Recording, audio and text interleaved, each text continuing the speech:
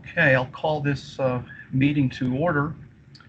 It is now 12:02 p.m.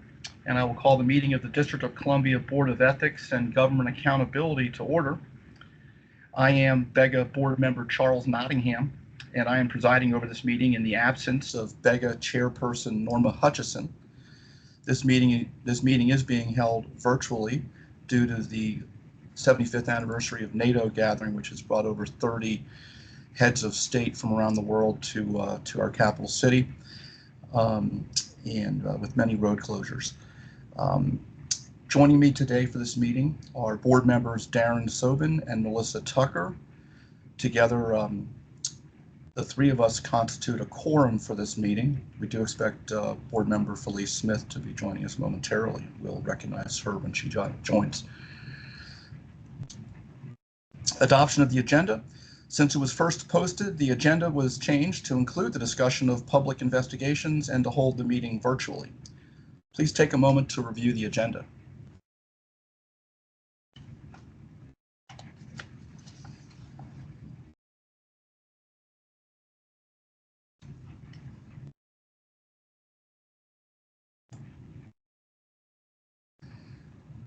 And I will note that board member Felice Smith is joined and is with us for this virtual hearing meeting. Move to adopt the agenda. Did I hear a motion? I'll move to adopt board member agenda. Sobin. Do we have a second? Second. So hearing a motion and a second.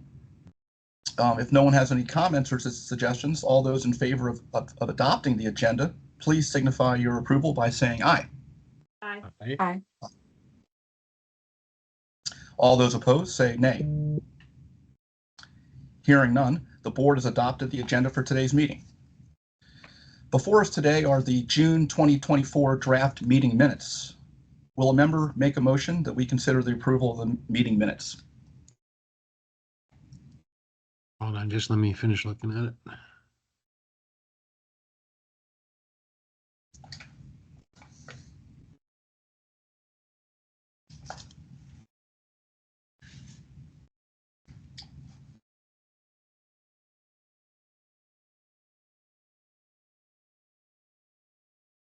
Okay, I'll so move. Will someone second the motion? I'll second it. It has been moved and seconded that the board consider the approval of the June 2024 meeting minutes. I will give the board a moment to review to ask any questions about or suggest any changes to the minutes.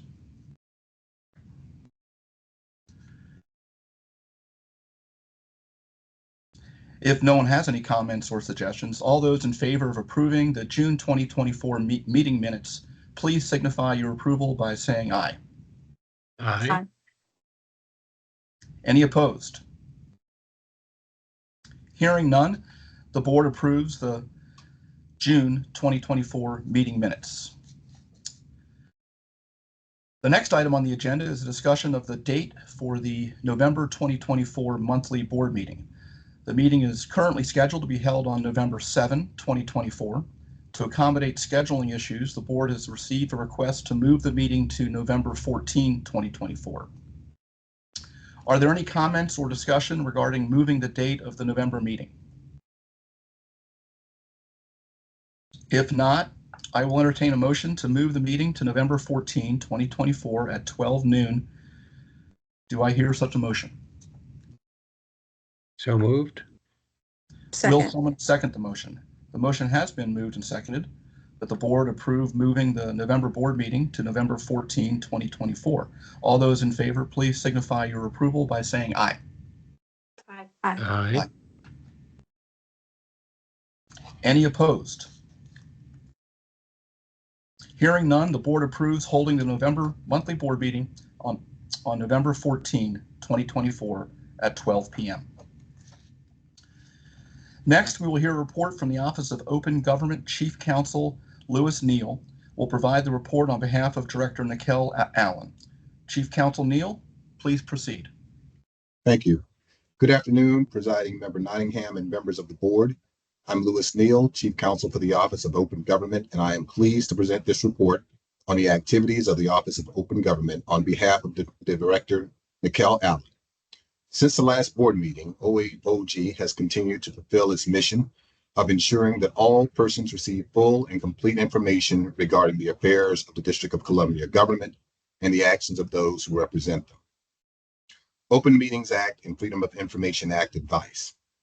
Advisory opinions. Director Allen has not issued an advisory opinion since the board's last meeting. Informal advice. Since the last board meeting, OOG has responded informally via email or telephone to requests for assistance as follows: 9 requests for OMA advice, 3 requests for FOIA advice, and 12 requests for technical assistance with opendc.gov. Meeting monitoring. OOG staff attends public bodies meetings in person and remotely to ensure compliance with the OMA. They also inspect public bodies' websites and OOG's central meeting calendar for public meeting notices and records. OOG attorneys provide legal advice on OMA compliance and take corrective action if necessary. During June 2024, OOG's legal staff attended 16 public body meetings. As a result of the monitoring, OOG communicated 1 corrective measure. The public body failed to do the following: 1. Cite the OMA regulatory statement. Training and outreach. American Association of Access Professionals 17th Annual National Training Conference. From June 3rd to June 5th, 2024, OOG Attorney Advisor Brandon Lewis and I attended ASAP's 17th Annual National Training Conference in Anaheim, California. The conference included plenary, educational, and professional development sessions that focused on the Freedom of Information Act, privacy, the Privacy Act, and records management. OOG team members attended the following sessions: ASAP 2024 keynote address. On June 3rd, Attorney Lewis and I attended the ASAP 2024 keynote address, which was given by Bobby Talamian, Director of the Office of Information Policy at the U.S. Department of Justice. The address was entitled Encouraging Agency FOIA Compliance and featured updates from the Office of Information Policy as well as data about government-wide trends. FOIA Procedural Overview. On June 3rd, Attorney Lewis attended the FOIA Procedural Overview session. The session provided for an overview of the entire FOIA process from initial request to administrative appeals and judicial review.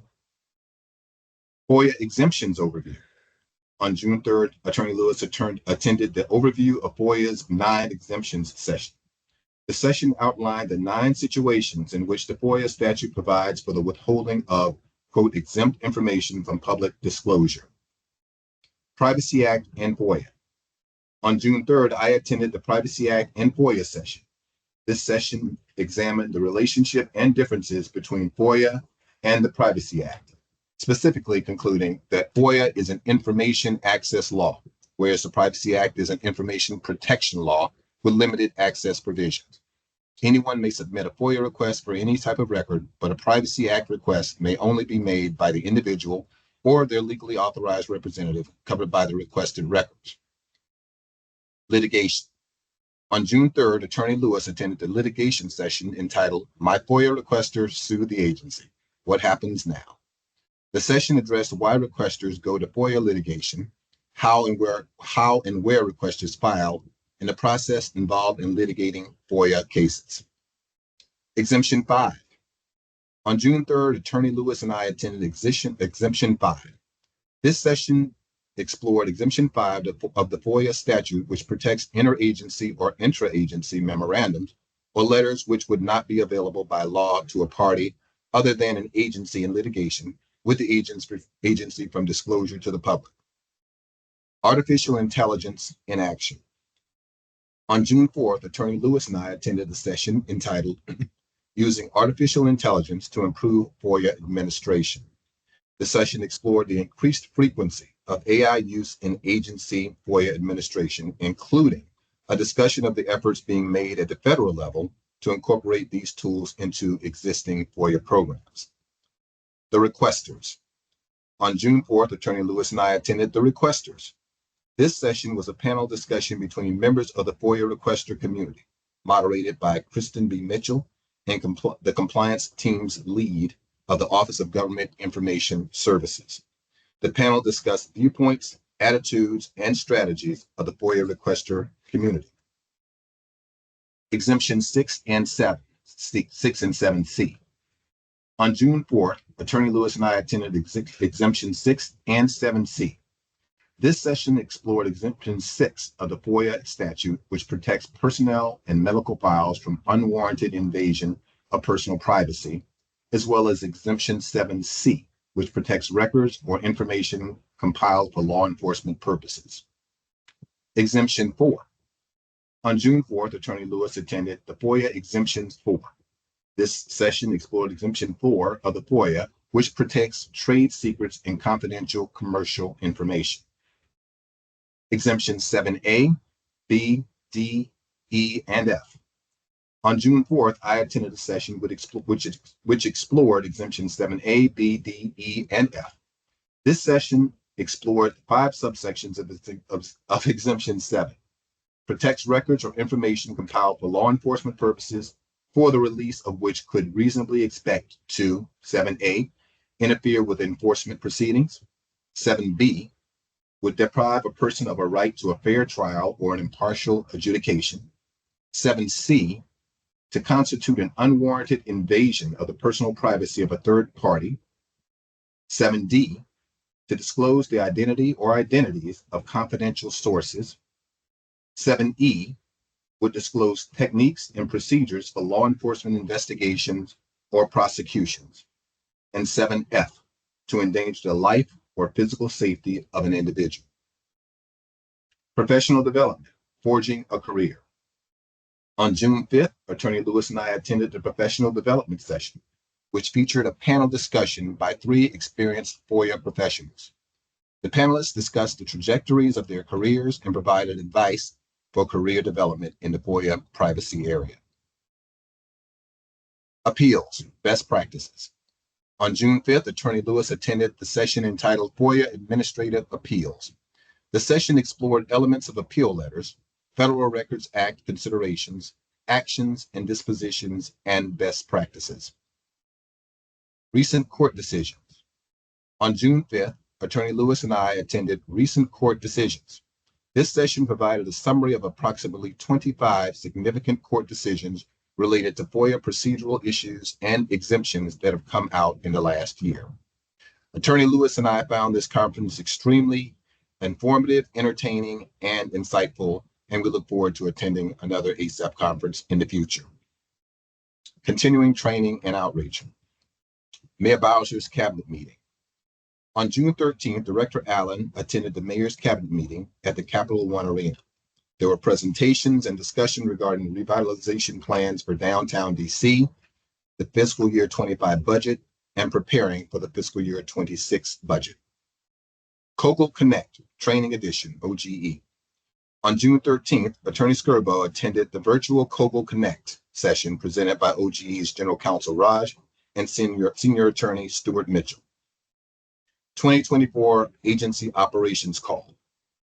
On June 14th, Attorney Skirbo, Bega's records officer, attended the 2024 Agency Operations Call, which centered on records in the archives, including updates to the status of district facilities and processes. Bega is currently in the process of reviewing and updating its records schedule. Commencement of the DC Bar's John Payton Leadership Academy. On June 17th, Attorney Skirbo attended the final sessions and commencement of the DC Bar's John Payton Leadership Academy. COGL Connect Freedom of Information Roundtable. On June 20th, Attorney Skirbo attended the virtual COGL Connect Freedom of Information Roundtable session, which discussed the current state of FOI litigation and legislation in various jurisdictions. DC Bar President's Celebration of Leadership. On June 20th, 2024, Attorney Skirbo attended the DC Bar's President's Celebration of Leadership, where the new president was inducted and the 2024 Payton Leadership class was recognized. Superior Court Proceeding. On June 21st, Attorney Skirbo and Attorney Louis monitored Superior Court Case 2023-CAB-007251, OGC versus Octo, where following motions, Judge Lee ordered the parties to meet and confer. Kogel Connect, Unbecoming, the breakdown of civility and ethical conduct in American and Canadian legislative bodies. On June 27th, Paralegal Brown attended a virtual Kogel Connect session presented by U.S. Representative Dan Goldman and Canadian Senator Brent Cotter. The presentation presented a discussion on legislative ethics and what can be done to help increase the public's trust and confidence in our systems. The release of OpenGovist newsletter. On June 27th, the Office of Open Government released its quarterly newsletter, the OpenGovist, that reports on OOG's activities and newsworthy events in the areas of government transparency. The newsletter provides legal updates on developments in public records laws and open meetings, including OOG's advisory opinions issued. A copy of the newsletter is in Dropbox for your review. Litigation and legislative updates. Litigation. Public Defender Services versus District, case number 24-CV-0411, D.C. Court of Appeals. Case number 2023-CAB-003609, Superior Court. On February 15th, 2023, the Department of Corrections denied the Public Defender Services request for a policy document concerning restricted housing. The Mayor's Office of Legal Counsel did not make a timely disposition of PDS's appeal, and PDS sued in Superior Court. The case moved to the D.C. Court of Appeals. On June 24, 2024, the court granted the appellant's motion to dismiss. Robert Schilling versus United States House of Representatives, U.S. Appeals, D.C. number 22052990. On May 28, 2024, U.S. Court of Appeals for the District of Columbia held that emails and recordings of meetings between members of Congress, committee staff, and outside consultants in preparation for a hearing are not public records for the purposes of the common law right of access. The court found that they were not created and kept for the purpose of memorializing or recording an official action, decision, statement, or other matter of legal significance.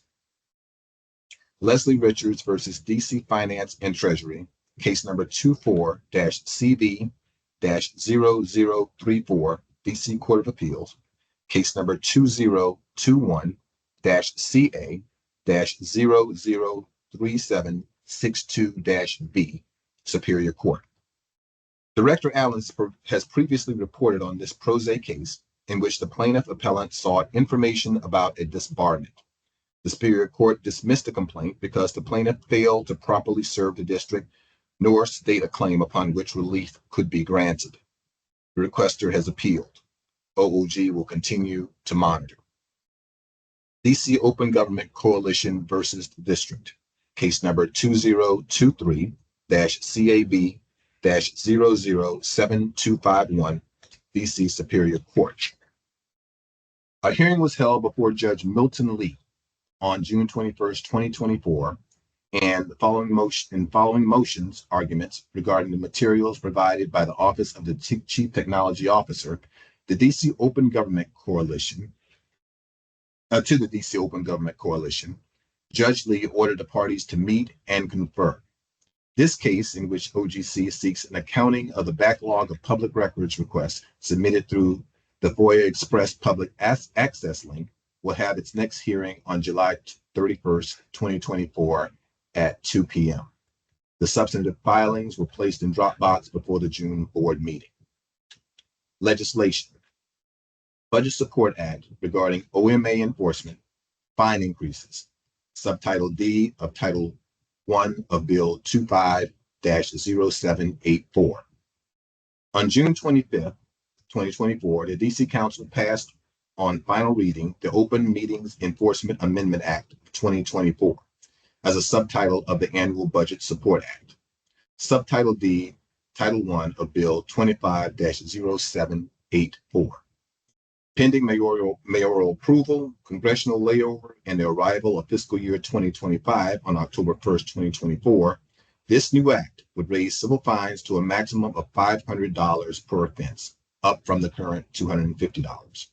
The earlier fee shifting provisions were removed by the amendment. Rulemaking Public Comment Modernization Amendment Act of 2024. It's Bill 25-0790.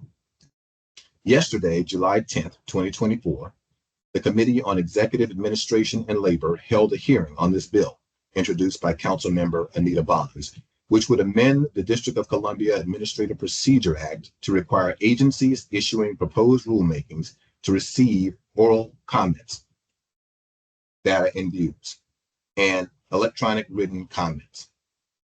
Current law allows agencies to require that comments be presented in writing. This is under DC Official Code Section 2-505A. Also, the Office of Documents and Administrative Issuance would be required to, quote, publish and maintain an electronic directory of rules open for public comment. The introduced version of the bill remains in Dropbox. Finally, administrative matters. Fiscal year 25 budget for OOG. On June 25th, the DC Council unanimously approved the Fiscal Year 25 Budget Support Act. As previously reported, OOG will be working with a much leaner budget moving forward, as the DC Council did not restore the funding that Bega requested for OOG's training portal. The current portal will remain in place through calendar year 2025. As reported in the legislative portion of the report, the BSA provided for an increase in fines for OMA violations, but we do not anticipate that this will impact OOG's operating budget, as litigation is a last resort. Attorney advisor vacancy. The vacancy announcement for this position closed on July 9th, 2024. OOG is currently reviewing the applications, and we expect to conduct interviews this month and have the position filled in the near future. OOG welcomes interns. On June 24, 2024, OOG welcomed 2 new interns, Betty Luther, a recent graduate from Temple University, and Ellery Grimm, a recent graduate from Bard College, Berlin. The interns will assist our legal team through August 2nd, 2024. This concludes the Office of Open Government's July 11, 2024 report, and I'm happy to answer any questions the board may have. Thank you, Chief Counsel Neal, for that very comprehensive and well-delivered report. And I also want to take this moment to welcome Betty Luther and Ellery Grimm, our 2 new interns. Warm welcome. We look forward to welcome you in person as soon as possible. Are there any questions for Chief Counsel Neal? Well, no questions, but just congratulations to Mr. Skirbo for successfully completing the John Payton Leadership Academy. I hope it was worth his while. It was an intensive program, and I hope he made some good connections with the other folks there, and has good things to say about it moving forward, because we're going to be doing it every other year.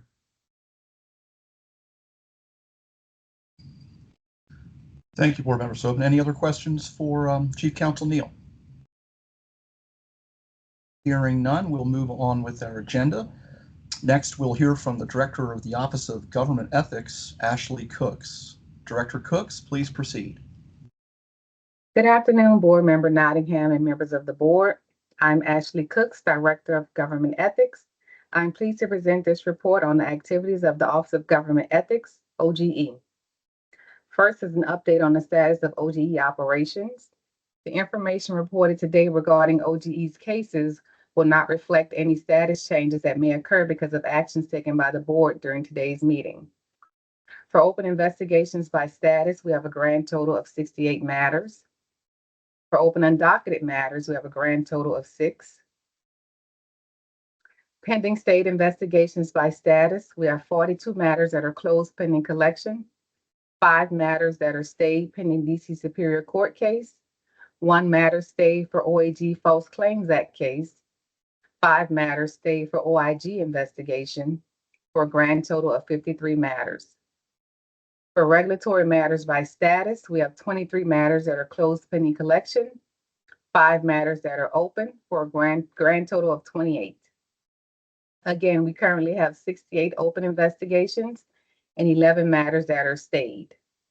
The number of open preliminary and formal investigations includes 17 new matters. The investigative team resolved 4 investigations since the board last met. This total does not reflect the number of complaints that were dismissed for a lack of jurisdiction. ODE will publish its quarterly complaint report for the third quarter of fiscal year 2024 on next week, and will put a copy in the Dropbox for the board next month. OGE has continued its communications and referrals to the Chief Financial Officer's Central Collection Unit, CCU, for collection of delinquent debts. We continue holding monthly meetings with the CCU team. Next is an update on training and outreach. First, professional development trainings attended by staff. Investigator Ileana Corrales attended a training by Whitlander Zalowski entitled Incorporating Trauma-Informed Principles in All Interviews. Chief of Staff Christina Mitchell completed Focused Learning for Conflict of Collaboration hosted by Cornell University. Attorney Advisor Maurice Eccles attended Kogel Connect, Journalism and Ethics. Attorney Advisor Fran Van and Investigator Tasia Reed both attended Introduction to Project Management by the Department of Human Resources. Program Support Assistant Nikita Titus took Microsoft Excel 1. Senior Board Attorney Lynn Tran completed Advanced Topics in Ethics and Compliance 2024. On June 17, 2024, General Counsel Rashi Raj graduated from the D.C. Bar's John Payton Leadership Academy.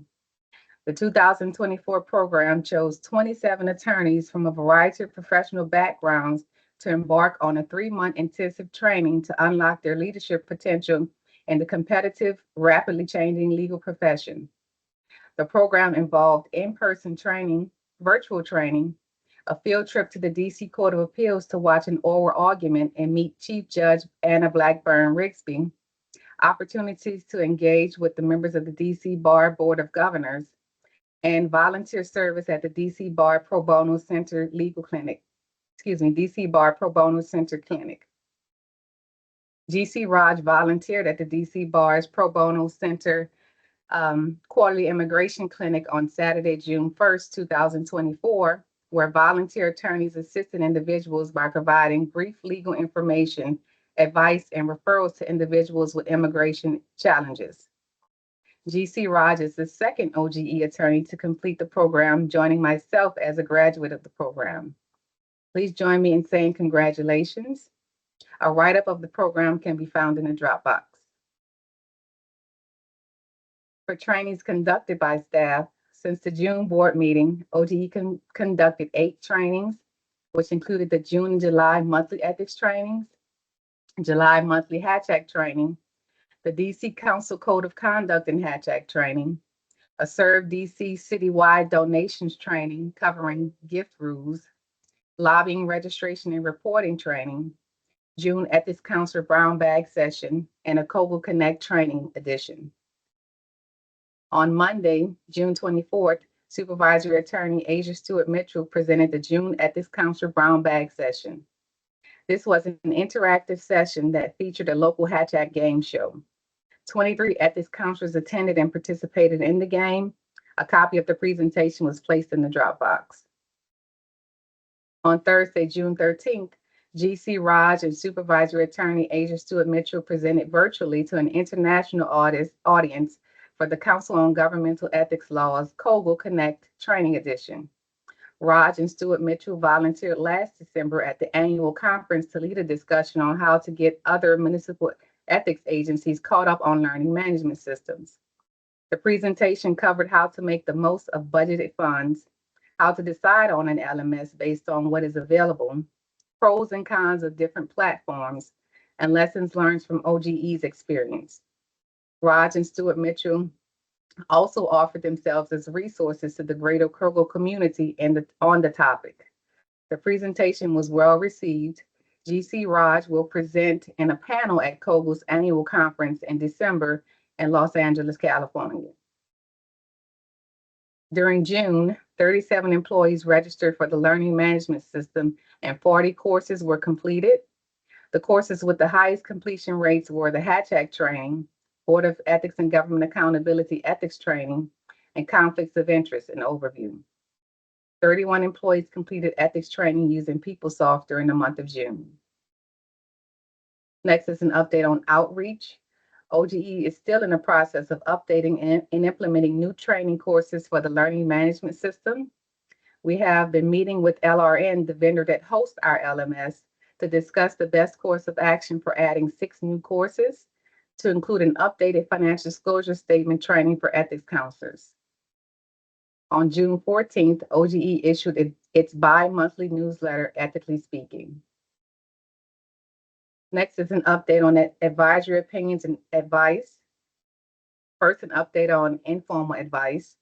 OGE's legal staff provided advice for approximately 55 ethics inquiries, which is 2 less than the 57 reported at the last board meeting.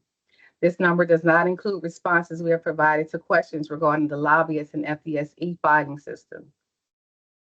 Regarding formal advisory opinions, on March 29th, OGE published an advisory opinion entitled Guidance on Social Media Used for Official Purposes by Government Elected Officials and District Government Employees. The 30-day comment period passed, and OGE made edits to follow the Supreme Court's opinion in Linkey versus Freed. The second draft was published to the website and will be published to the D.C. Register for a 30-day comment period effective tomorrow, July 12, 2024. A copy of the revised advisory opinion was placed in the Dropbox. OGE issued a draft advisory opinion in response to a request from a former employee of the Office of the Attorney General, OAG, who sought guidance on whether the post-employment restrictions were prohibiting him from serving as a part of the legal team in a lawsuit against the district. The draft opinion advises that the requester advises the requester that entering an appearance in the matter where OAG represents the district as a party of the litigation will be prohibited during the 1-year cooling off period. The opinion also concludes that providing behind-the-scenes assistance in the litigation would be permissible during the 1-year cooling off period if the requester is not identified as the source of any behind-the-scenes guidance. The draft opinion was published in June to the website and will be published to the D.C. Register for a 30-day comment period effective July 12, 2024. A copy of the advisory opinion was placed in the Dropbox. Lastly, OGE also published advisory opinion Advisory Neighborhood Commissioner sign-on letter, which responds to the Office of the Advisory Neighborhood Commission's OA&C request for guidance on the parameters around the drafting, circulating, and signing of sign-on letters by advisory neighborhood commissioners. Specifically, OA&C requested that this office identify the circumstances under which it is appropriate for commissioners to participate in sign-on letters in their official capacity. OGE concluded that commissioners may draft or endorse sign-on letters in their official capacity if, 1, they are conducting official ANC/district government business as authorized by their commissions and doing so within the bounds of the ethics rules and law, or 2, they are conducting official government business by representing the interests of their single member district, SMD, and endorses the letter as an SMD representative. The opinion advises that commissioners are prohibited from using their official titles to draft or endorse sign-on letters that are personal in nature and do not relate to official government business. The draft opinion was published in June to the website and will be published to the D.C. Register for a 30-day comment period effective tomorrow, July 12, 2024. A copy of the opinion was placed in the Dropbox for your review. Next is an update on legislation and rulemaking. We only have one topic there, and that is the financial disclosure rulemaking. OGE has identified board and commission members that do not meet the definition of public official under DC Official Code Section 1-1161.0147 and don't file financial disclosure forms, even though they engage in conduct that creates a financial conflict of interest or the appearance of a conflict of interest. OGE drafted a proposed rulemaking that would designate those board and commission members as public financial disclosure statement filers, and it was posted to the DC Register on March 29, 2024 for a 30-day comment period and was emailed to all ethics counselors. We received 4 comments, which OGE considered when amending the second proposed rulemaking to include 4 boards from the Department of Licensing and Consumer Protection and language about confidential filers sending a completed filing to their agency ethics counselor in addition to filing online. This rulemaking is set to be published tomorrow, July 12, 2024. It will remain in proposed status for 30 days for public comment before becoming final with action on or around August 12, 2024. Next is an update on OGE administrative matters. The 2025 budget oversight hearing. On June 25th, the council passed the FY 2025 Budget Support Act of 2024. This legislation includes an amendment to the Ethics Act that will increase lobbying registration fees and fines. Specifically, the act increases lobbying registration fees from $250 to $350 for profit entities and from $50 to $100 for nonprofit entities. It also increases the late filing fee from a maximum of $300 fine to a $5,000 fine. The act will be reviewed by the mayor before it undergoes congressional review.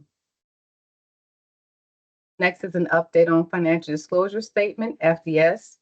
Pursuant to DC Official Code Sections 1-1162.24 and 1-1162.25, public officials and certain government employees must file a financial disclosure statement as a means of transparency and to prevent engaging in conduct that violates the financial conflicts of interest statute. Bega is responsible for ensuring that employees and public officials who meet the statutory requirement file their annual financial disclosure statement. The 2024 FDS season is coming to a close. The 2024 financial disclosure statements for calendar year 2023 were due on May 15, 2024.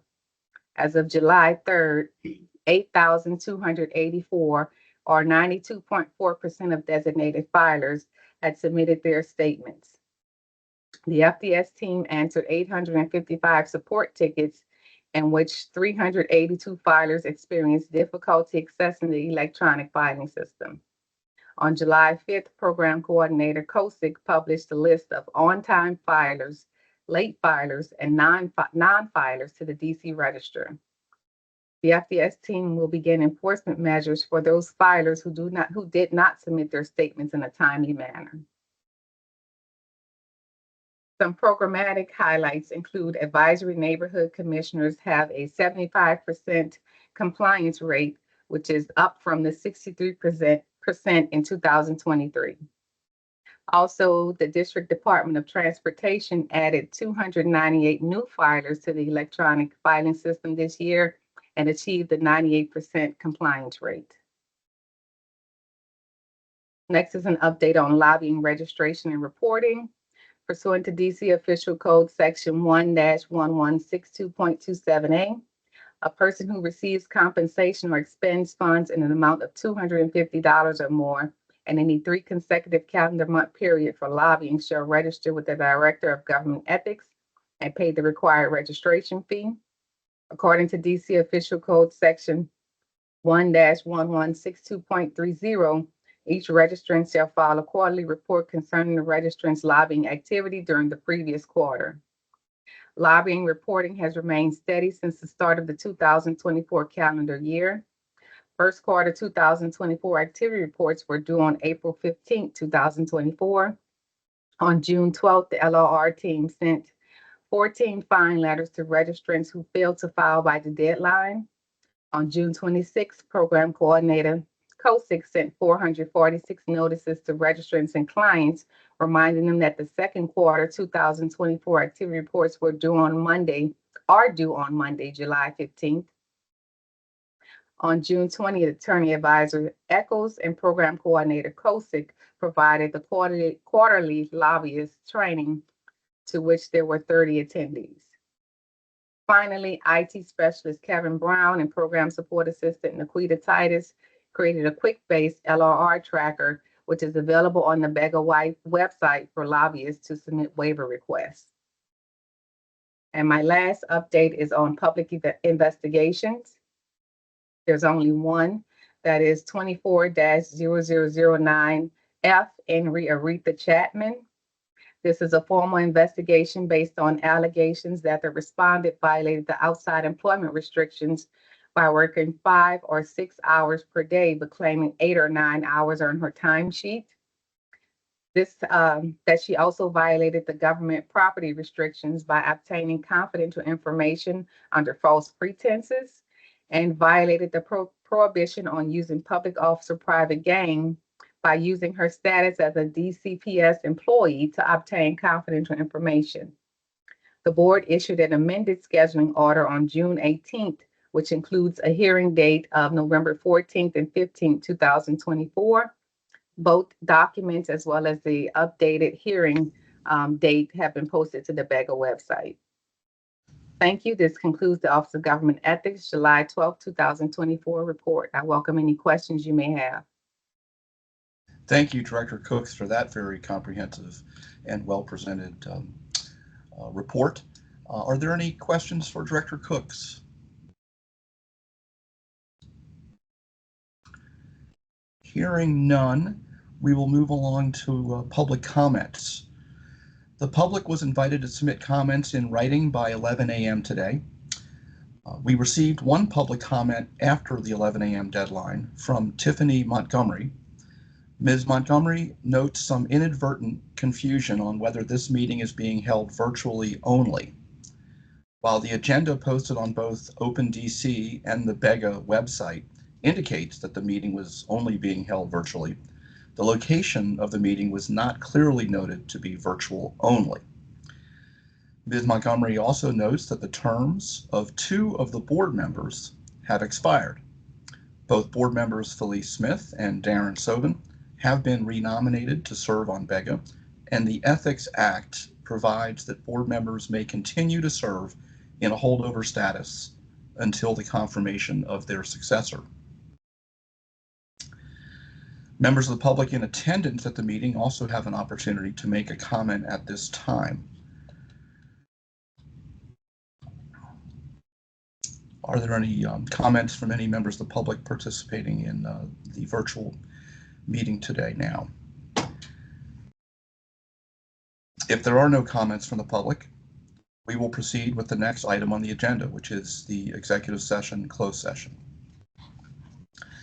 The next agenda item is a closed session to discuss ongoing confidential investigations pursuant to DC Official Code Section 2-575B14, to consult with an attorney to obtain legal advice and to preserve the attorney-client privilege between an attorney and a public body pursuant to DC Official Code Section 2-575B4A, to discuss personnel matters, including the appointment, employment, assignment, promotion, performance evaluation, compensation, discipline, demotion, removal, or resignation of government appointees, employees, or officials pursuant to DC Official Code Section 2-575B10, to deliberate on a decision in which the Ethics Board will exercise quasi-judicial functions pursuant to DC Official Code Section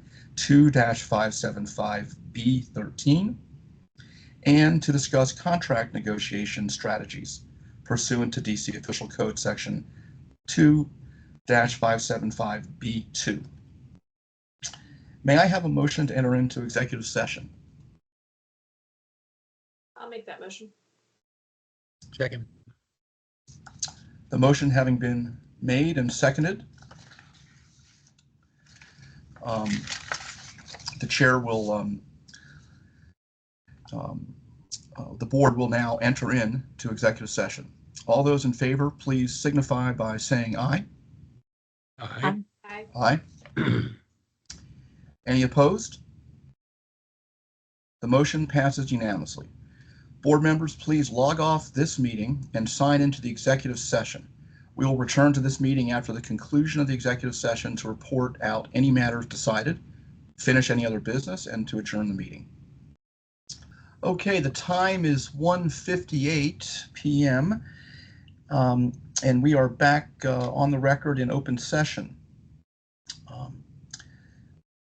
During the closed session, the board opened a formal investigation in 24-0013-F in re Bridget Kroll.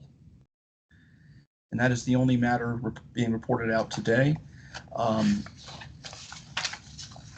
It is now, again, as I mentioned, it's now 1:59 p.m. And this concludes the meeting of the DC Board of Government Accountability,